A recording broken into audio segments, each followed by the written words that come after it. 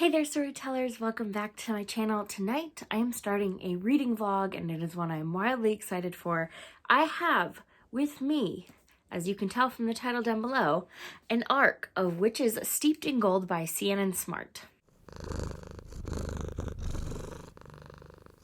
To say I have had this Jamaican-inspired fantasy debut on my radar for a while is inaccurate, because I had it on my pre-order list long before there was even an official release date, so when I saw it was this year, I of course hopped on and pre-ordered it. This follows two witches, Iria, who has spent her life in a cell, and Jasmine, who is the doyenne's daughter.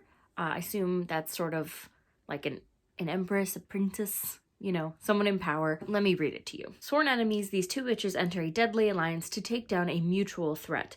But revenge is a bloody pursuit, and nothing is certain except the lengths they will go to win this game. That last line, to win a deadly game, it's like it's a weak spot for me. You know, it's how I got into Ace of Shades and the Shadow Game trilogy. It's how Hunger Games got me. I love me a deadly game, especially if there's magic involved. But this sounded so cool, and I'm beyond excited that HarperCollins sent me an arc of it, because it's not out till April 20th, which means I would have had to wait like a whole 2 months, because this is beginning of March. I have it early. I want to start it. I'm so intrigued. So I thought I would read it and take you guys along with me.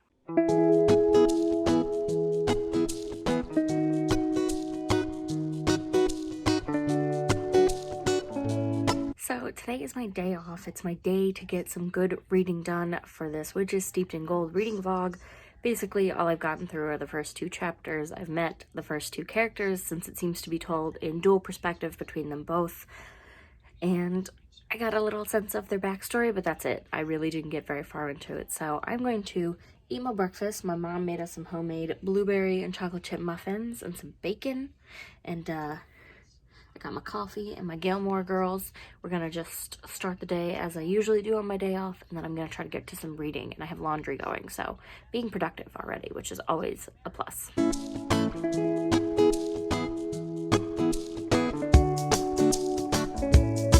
When you set out to read and you end up taking a nap after a few chapters and then scrolling down your phone for eternity. But I did make some progress in Witches Steeped in Gold. I'm on chapter 6 now, so that's something.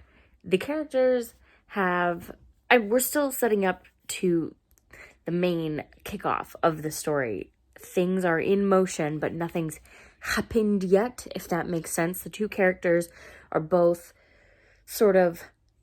they just face down the moments that become the catalyst for their stories and the catalyst for them meeting up. I think we're about to see where they meet each other for the first time and connect. And I've learned that their paths are more interwoven than the back blurb sort of leads you to believe, and possibly even more than they are aware of at the moment. But it's very intriguing. It took me a little while to get into the rhythm. The writing style is very rich, both in terms of detail and particular wording. The author uses very specific words and phrases that I believe are meant to help enmesh you and entrench you in the sort of Jamaican culture that has inspired this novel. And for somebody who's not overly familiar with it, it did take a minute to get into the flow of things. The cadence of the writing it just took me a minute to sort of catch up with how to navigate the world of this story and the particular dialogue and discourse of the characters, because you just sort of get thrown off the deep end, which is cool on the one hand, and on the other hand, I was a little bit lost. But I have caught up. I get it a little bit more now, and I've started to really get into the major plot of the story now. Like I said, the characters are about to really get intertwined for real this time, you know, not just me knowing that they're supposed to get intertwined. So I'm holding off any judgments on the story at the moment, obviously, because I will admit that I am somebody who very much does not like the world building aspects of reading. I know it's important for stories, and I know it helps make the world rich and something to be just sort of engulfed in, but I am somebody who really appreciates character-driven story. So while I accept that I have to get this world building information to understand the world that the characters live in and how it affects them personally as characters, it's not my favorite part of a story. So we're getting to the part where I think it's going to become a little bit more character-driven, and I'm excited for that.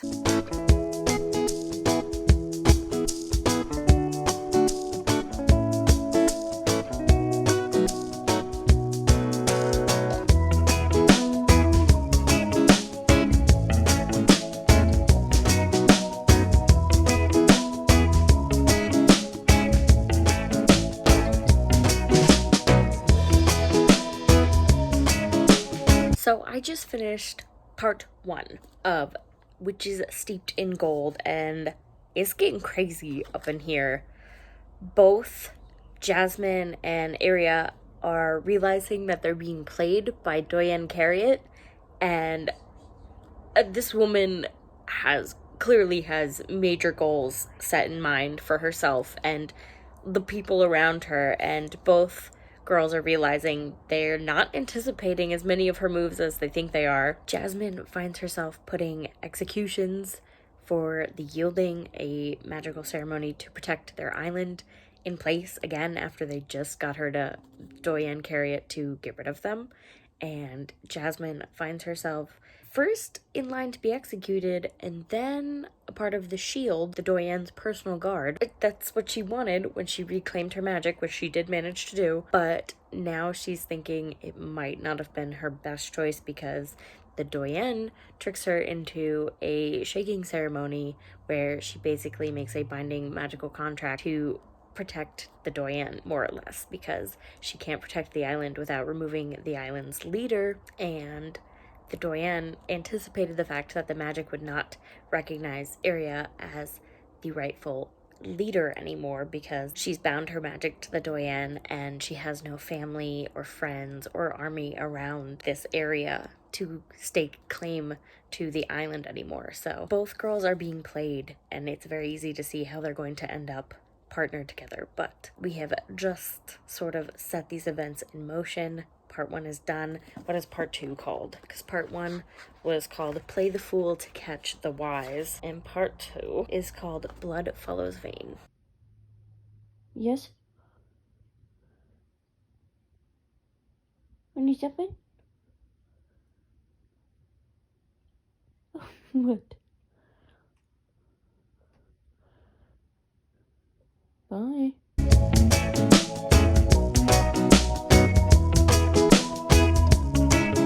So Aria is struggling to learn her magic, especially with the constraints of the vow she took for Doyen Carriot. And Jasmine is trying to find a way around all of the chaos that's beginning to happen, but Doyen Carriot sort of puts on a display of magic that no one realized she had. They thought they had a plan that could work, and the Nameless call her out in public. They try to embarrass her because Jasmine sort of left them in a desperate situation by refusing to essentially murder her own mother. But she realizes now, because of Doyen Carriot just totally flashing her magic and taking really drastic action against the Nameless that came forward. I guess she tortured them, she was willing to do worse, and Jasmine is rightly horrified because the Doyen is now attacking her own people and not just sort of outside people, or outside orders rather. And Jasmine sort of becomes a little bit more resolute, still kind of reluctant, but she's thinking, okay, now I have to do this. She's giving us no options. She's attacking her own people now. She's gone a little bit mad with power, and she's starting to play some really desperate cards of her own, and she's making moves that an Alumbrar wouldn't make. But as the last chapter, let me just read you the last line of chapter 21. But if there's one thing I'm learning, it's that the definition of a good Alumbrar has changed. So things are getting absolutely intense, and I'm very eager to see where this goes. I think I don't remember if I mentioned it, but I learned that this is actually book 1 of a series, so I am eager to see where it goes, because it's definitely going to end on a cliffhanger. They're going to drop us into some chaos, and it's going to seem sort of slightly resolved until I get a cliffhanger ending, I'm sure, because that's what happens in a series. But this is really good so far. I keep taking pauses in my reading, so this is the first time I've read in quite a few days, at least since the last clips you saw. So I'm hoping to make some good progress in this today. I don't know what it is about long running vlogs, but I can't be consistent. I can't vlog every day. I'm not good at it yet. I'm trying, but the theme of this reading vlog is that I've set this book down again for several days, and I wanted the vlog to go up today. And I haven't made any progress. I'm still on chapter 22. I've got like 300 plus pages to get through, and I don't think I'll finish it before I want to post this video. So, I was thinking about the last chapter that I read right before dinner, and it ends with the tale of the Jeges, I think is how you pronounce it, and they're just these magical artifacts. I was thinking, because one of them is mentioned to be a locket, and Jasmine has a locket that was given to her by Círdan, and I'm wondering if he gave her that locket. I'm wondering if we already have one of them, or maybe more than one of them. I like this little tidbit, and now I'm thinking about it quite a bit. There's also the mention of Aria's mother having a cousin who's part of an order called the Unlit, who made blood sacrifices for protection or spells or something like that. And I'm wondering if Doyen Carriot is secretly that cousin, or is related to that cousin, and that's why she's sacrificing the Alumbar, her own people. Because everybody keeps saying that's not a move an Alumbar would make, it's not a move an Obeah would make, and yet she's making it. So I have to wonder what her personal history is. She's a very interesting lady, very intense, and I can't wait to experience more of her too. Okay, so Iria and Jasmine they've met already before, but Jasmine was getting ready to ask Iria to become their ally against her mother, and Círdan brings her along when he meets Jasmine coming back from her tour of the island, and they encounter this danger in the woods. And I was right about one thing. I won't spoil what it was. One of those guesses was right. And he goes off into the woods because there's a detour blocking the road, so he thinks bandits, or so he says, and he disappears, and then he conveniently reappears after the girls work together. I'm suspecting that was intentional. I think he was testing something between the two of them to see if it would work. Whether or not it did, I don't know.